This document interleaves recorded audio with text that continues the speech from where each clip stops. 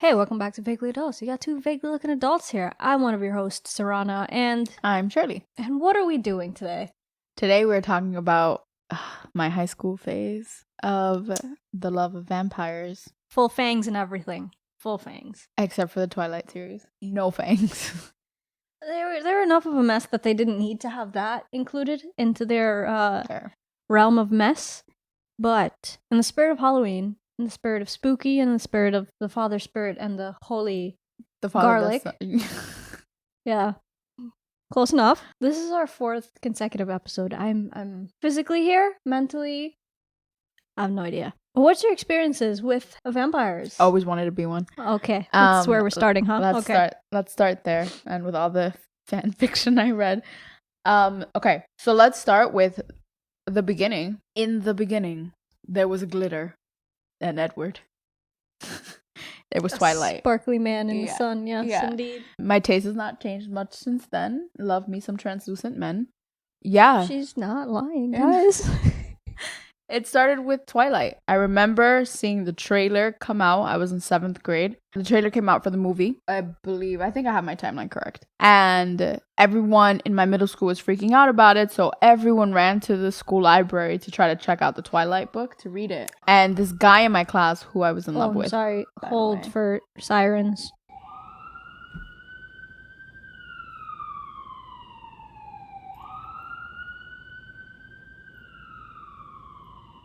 New York City living. Damn, those things echo. See, we're so desensitized to it that, like, we just go on. Oh, bro, I've made plenty of bad jokes when I hear sirens. Okay. I'm not gonna say it on camera, but yeah. I made plenty of bad jokes. I'm sure y'all can use your imaginations. Yeah. Anyways. Yes. Library. Yeah, so went to the library, all put our names down on the wait list. And of course, the first guy who got it was, sorry. this boy I was in love with in 7th grade. He was the only white boy in my middle school. So the bad taste started very early on. But yeah, we were friends or whatever. And he had rented the book and read the first couple pages and had zero interest in it. And I was pretty down the line to get the book. So he was like, hey, I still have the week to want to read it, yeah. And I was just like, me? Little me? Okay. And so he gave it to me. And I read the book overnight. I basically read the entire series in the time span of 1 week. I was... How old are you? In the 11?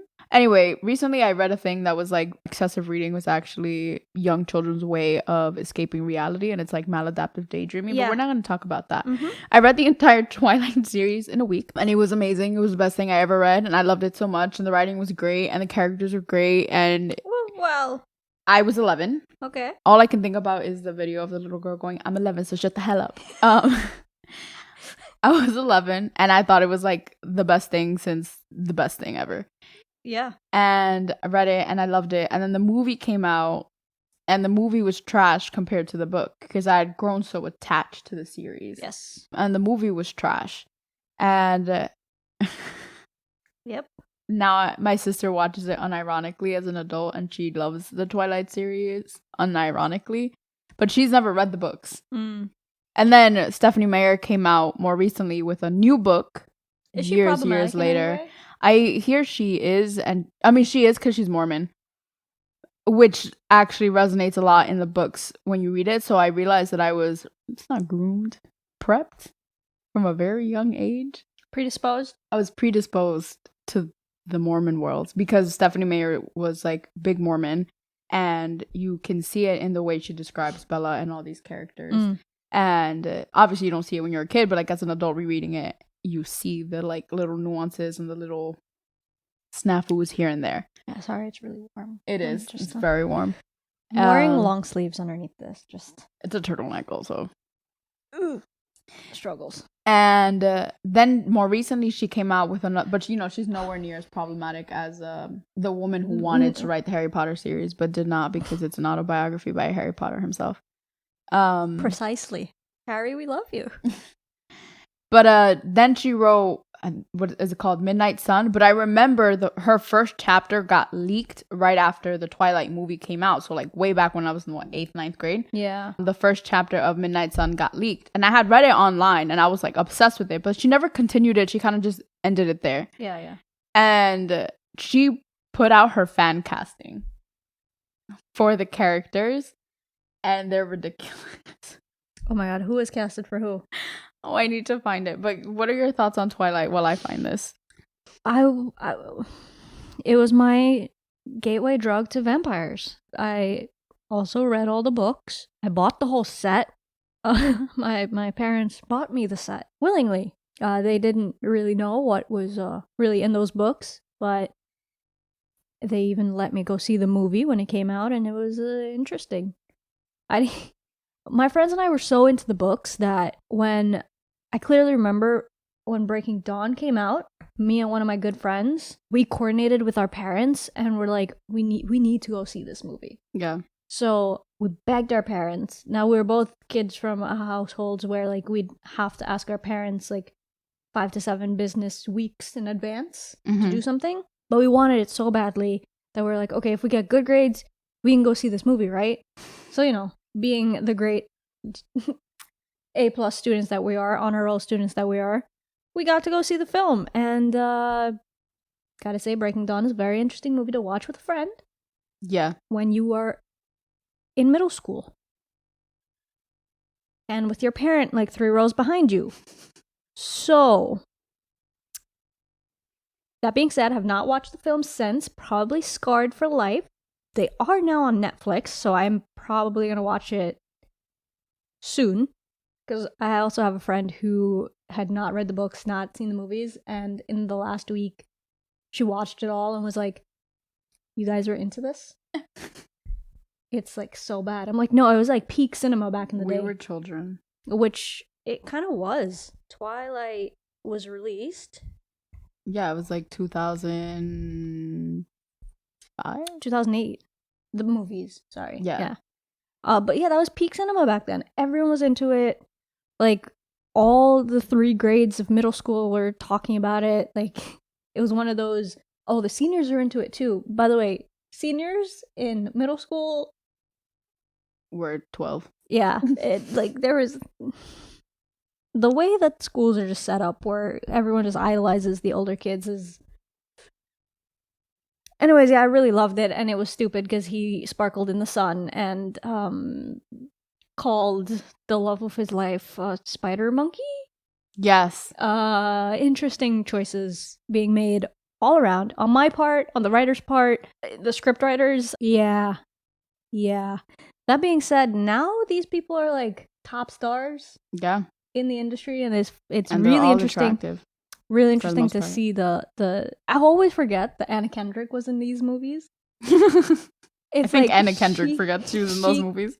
Got by unscathed, basically, and everyone else was kind of just they had the Twilight looming over them for quite some time in their careers. But big ups to Kristen Stewart and how far she's come. Very excited to see her work with the Princess Diana biopic. Show. Yeah, that's coming. Heard great critic reviews so far, so I'm very pumped to see that. And Robert Pattinson's gonna be like Batman or something. It's like wild to think that they started as like sparkling kids in the sun. Yeah. Okay, so here there's so much to unpack behind Twilight. But that's not the topic here. Just so you know, we're going to be talking about vampires. Yes. And the whole scope of it and our feelings about it. But this is the origins. It's important to know. It's important to understand where we're coming from. Yeah. So, glad that we're on the same wavelength. The fan cast, Edward. Yes. Who was played by the beautiful Robert Pattinson. Questionable. I think he's attractive. I want Sarana to put the image that I'm thinking of right here, which I will share with her. But the only thing in my mind right now is him in the brown Yep, that's suit. Exactly the picture that is in my mind. So glad we're connecting there. Ooh. Where he's just like, yeah, that's the picture that was happening in my mind. So played by Robert Pattinson, her fan cast. So who she saw in her head. This one. That's the one. My sexy baby. Ew. Look at him. That just is sex appeal right there. But you have to get the full Yeah. I just pulled up the first Google image. Yeah. Yep, that's it. It's the hands, the feet. It's everything. The camo pants. Yeah, it's really what does it for me. I mean, him in an actual brown suit, though. He's taller than the fridge. Dapper. That looks like a short fridge. No. I mean, I'm short, so it's you fine. are a short fridge? I am a short fridge. It's fine. Anyways. Store stuff in me. It's fan cat. Stephanie Meyer wanted... she saw in her head when she wrote... Yes. Edward Henry Cavill. That is Geralt, you know Geralt Dilf. You know Superman? No, he's so ugly as Superman. We don't talk about him as Superman. We talk about him as Geralt of Rivia. The Witcher. Okay. Dilfiest Dilf to ever Dilf. I couldn't get into The Witcher. I didn't think it was that I only got into The Witcher for him. I didn't like the long hair. I liked him better as Superman. Oh no! I thought he was so ugly as Superman. I could not get into it. I wanted to punch him in the face. We're talking about the same man, right? Yeah. Okay. Yeah. Okay. My coworker thinks the reason I was so attractive to Geralt was because I told him, I was like, I actually never found Henry Cavill attractive ever until The Witcher came out. When The Witcher came out, suddenly I was like, oh hello, Henry Cavill. And yeah, no, does not do it for me. But now The Witcher, after watching The Witcher, now he does it for me. And my coworker says it's because in The Witcher, he looks like a dad. He's like, he looks older. Okay, that's so this why dream casting. Yes. We're going to pretend that never happened. We're going to gloss right over. So yes, Bella was supposed to be, she wanted Emily Browning from the Unfortunate Events. That's what she wanted as Bella. Okay. And I'm not seeing the chemistry. And who she wanted as Jacob was what's his name? Stephen Strait. Yeah, Stephen Strait from I Need Pictures. Sky High, Fire Guy. I would have literally died if he played Jacob. But also, fun fact: Taylor Lautner is white.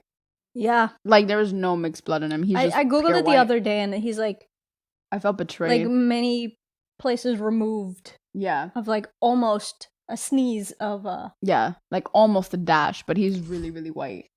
Yeah. But I just want to say that Twilight from beginning to end is beautiful because it is a fan fiction about Gerald Way from My Chemical Romance. And then 50 Shades is a fanfic of Twilight. Yep. The connections. Somebody said that the reason Twilight was written. This is all right. Actually, I'm not gonna say it because it's a little insensitive. So I will tell you not on the podcast. No, offline. Okay. So offline. Woo, whole part cutting out. But yeah. Interesting. Mm-hmm. Interesting casting for sure. That would have been very...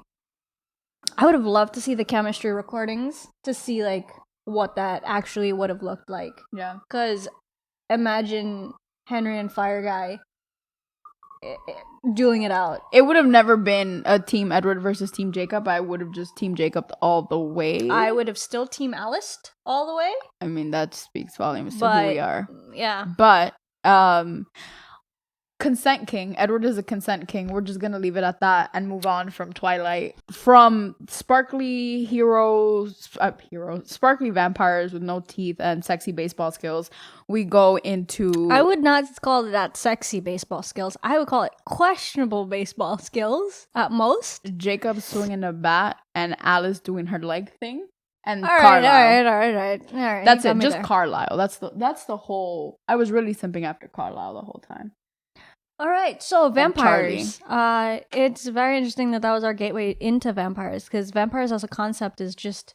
I wanted them to be real. So bad. So bad. Like, pre-Twilight. Yeah. But just in general, like, I thought vampires as a concept was so cool. Like, these creatures of the night that have, like, pet bats. And bats are super cool and very adorable animals. They are. They're adorable. They look like little dogs. Yeah, they're just like... Oh. Anyways...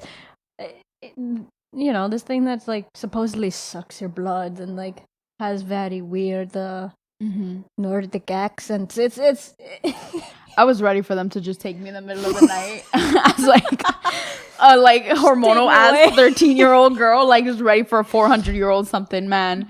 So like now I see where a lot of my issues stem from. Anyway, that is not what we're getting into. No, that's a therapy session. Yeah. Somehow we always get into that. But yeah, and then ready for the vampires. I read a lot of vampire books. House of Night, I think, is one of them. Vampire Academy. What? I was obsessed with those books. Then the movie came out. Movie's absolute trash. Like trash. I wanted to cry after watching it because of how bad it was. Now they're coming out with a series. Like they bought it out and they're like, we're gonna pretend the movie never happened and we're making a show. And people are very upset with the casting. Do you know why? It was problematic. Because they're all people of color. Oh, anyways. So from the gateway of Twilight, moving into other sort of media-facing vampires. Yeah.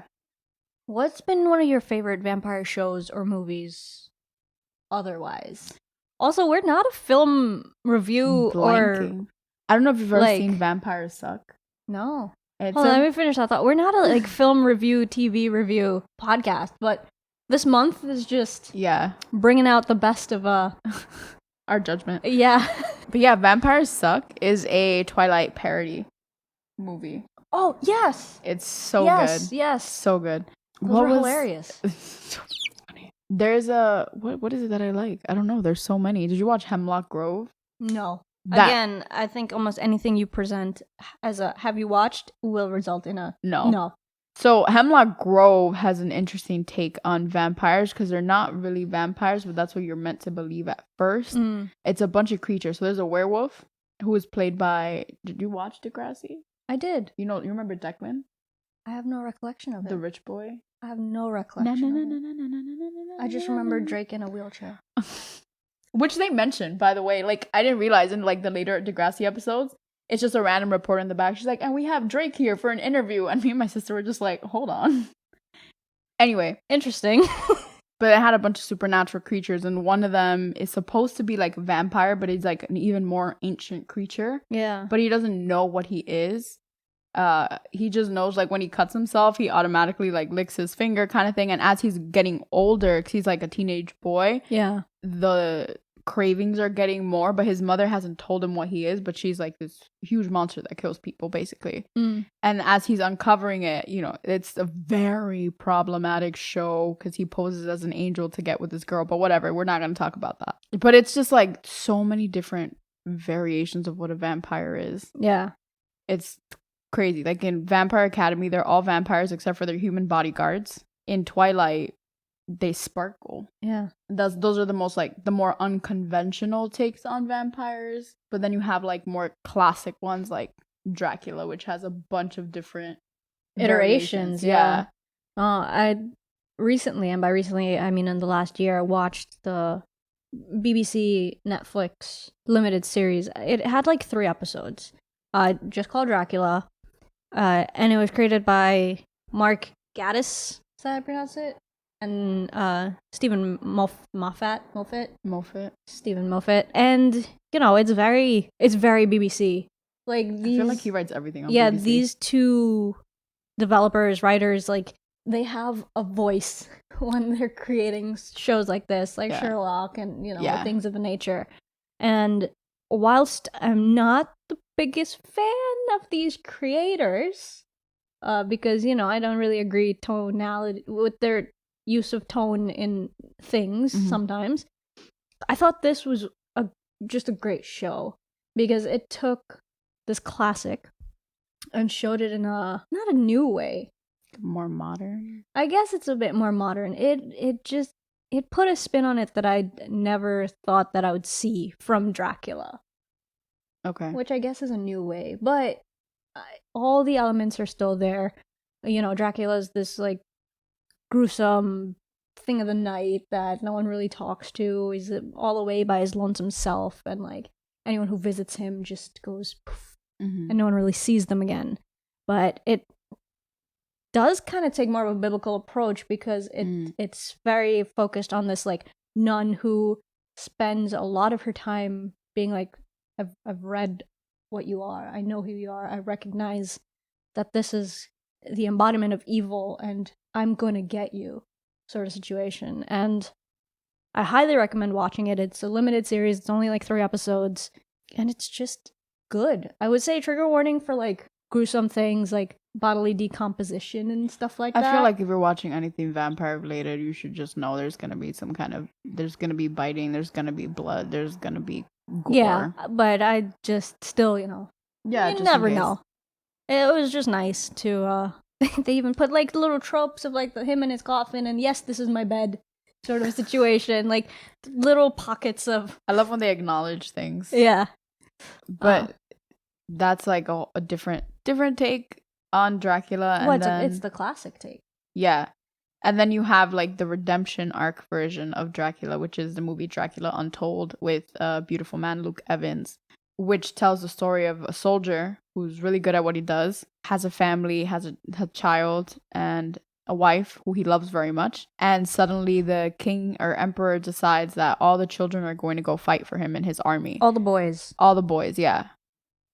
All the sons are going to go fight. But his son is correcting on this thing I've not watched, but I just watched like the minute-long trailer and suddenly I'm an expert. But the son is like, what was he, about 10? I don't know, he's super young. He's a child, yeah. And so in order to prevent the boys, more specifically his son, from going to this man's army, he kind of sacrifices his own life to like a creature of the night. He makes a deal with the devil, basically. Yeah. He goes to like the original vampire who nobody goes to visit because everyone knows like if you go there you disappear kind of thing. Yeah. And he asks for help on defeating the army so that his son doesn't have to go, makes a deal with the devil essentially, gets turned into Dracula, what we know to be Dracula. Yeah. But like throughout the movie he struggles with what he has to do in order for his son to survive and who he is as a person, because he's actually like a really good person, but he starts to lose himself kind of throughout the movie, which makes sense because he's doing a lot of killing, a lot of this and that, but like his redemption is there. And it's just it's a wild take on it because he doesn't want to be that, he has to be that for survival. Whereas in like a movie, I don't know about in the Dracula on Netflix, I don't know if he wants to be like that or not. That's just who he is. Okay. Like he is the Dracula. But like in Van Helsing, he's proud of being Dracula. Like Dracula is and will always be the man who tortures people and eats people and doesn't care for anyone but himself. Like he is proud to be who he is. You've seen Van Helsing. I have, and I don't recall. It's it's been compartmentalized. Yeah. It's been tucked away, and but you see more of a classic in Van Helsing because you hear a lot about Dracula's brides, but you never really see it in any of the movies or shows or anything this touches on Dracula's brides in a unconventional way that I really do recommend you check it out because it's it's he's sleeping with the bats, isn't he? I'm convinced that's what it is. No, it's like it shocks you. Okay. Like it really got me and I was like, oh, do I want to continue this sort of way? Yeah. But yeah, in Van Helsing, Dracula has his 3 brides who do his killings for him and do everything for him so he doesn't actually have to leave the castle. Fun fact, I worked on a pilot episode of what was supposed to be a Dracula show. I don't know what happened to it. I spent one day on the pilot episode and I don't recall, I didn't follow up on it. Was there like there was like stuff that I can't talk about because I signed papers and stuff. But it was a very interesting, like to have grown up and like been into vampires for so long and like been through all these iterations of what vampires could possibly be, and then end up on set of a sorry, pause for a dog barking. To end up on set of a Dracula inspired show. Not gonna lie, when I had my actress dreams, I always wanted to be in a horror film because I was so scared of them that I was like, maybe if I'm in one.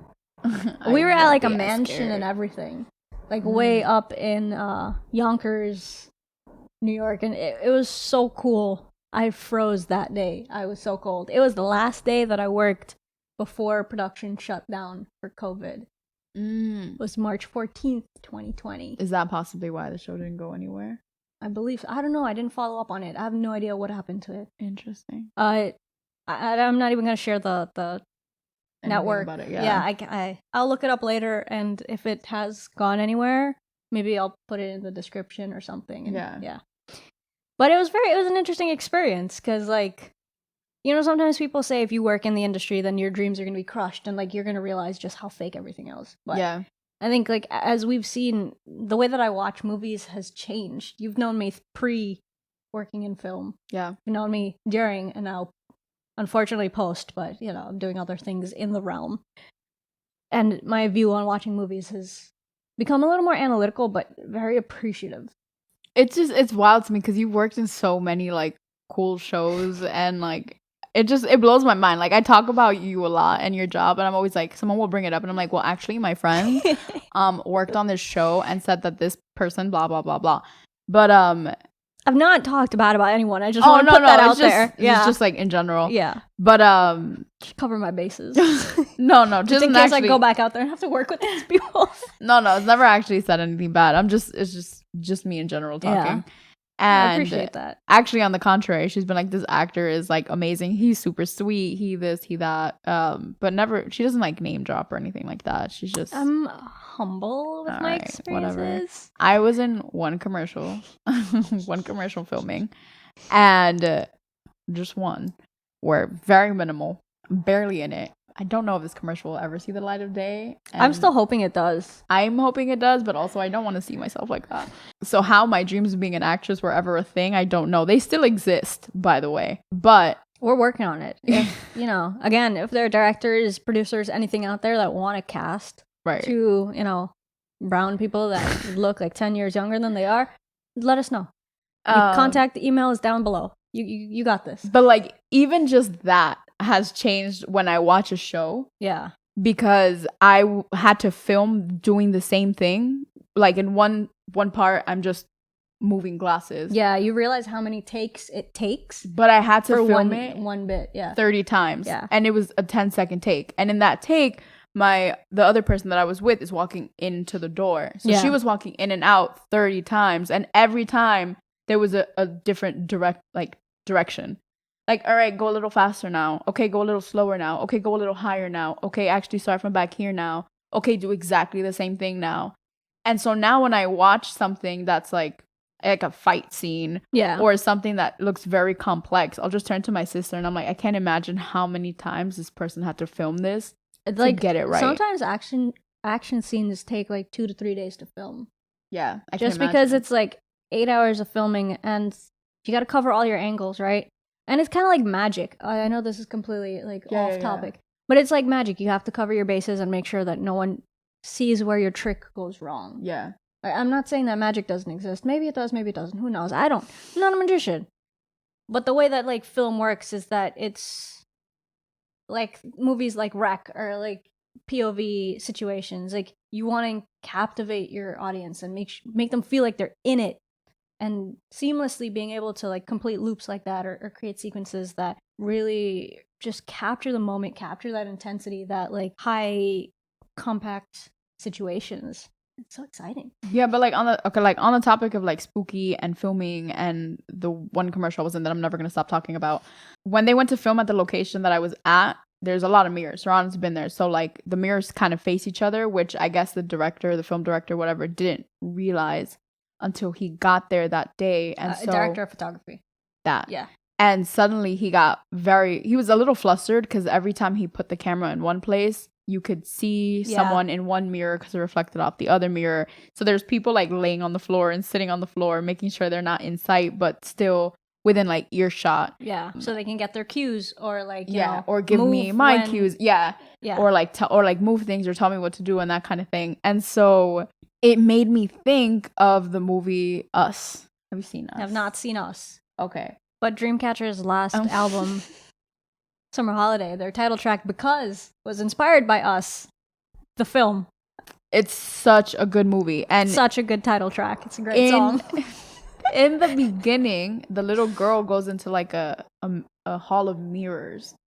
So, like, now that I was in a location where there was a bunch of mirrors and filming was nearly impossible because it was such a small space, I think back to scenes like that where there are multiple mirrors, or, like, even in horror films or, like, carnival scenes where they go into, like, funhouse mirror aisles or hallways. And I'm just, like, I just can't imagine how like the minimal movement or minimal mistake would have ruined an entire shot. Yeah, if a PA was out of place. Because that's what happened when we were filming. Like the guy filmed it and he was like, oh my God, it was great. And then as he's like running through it, he tells one of the other guys, like, you were in my shot. And he's like, no, I wasn't. Like, I was nowhere near your shot. And he's like, no, you were in the mirror. That was in the mirror. Yeah, so you were in my shot. So they had to redo it. But that's also such, like, a magical part of making things like Dracula come to life. Yeah.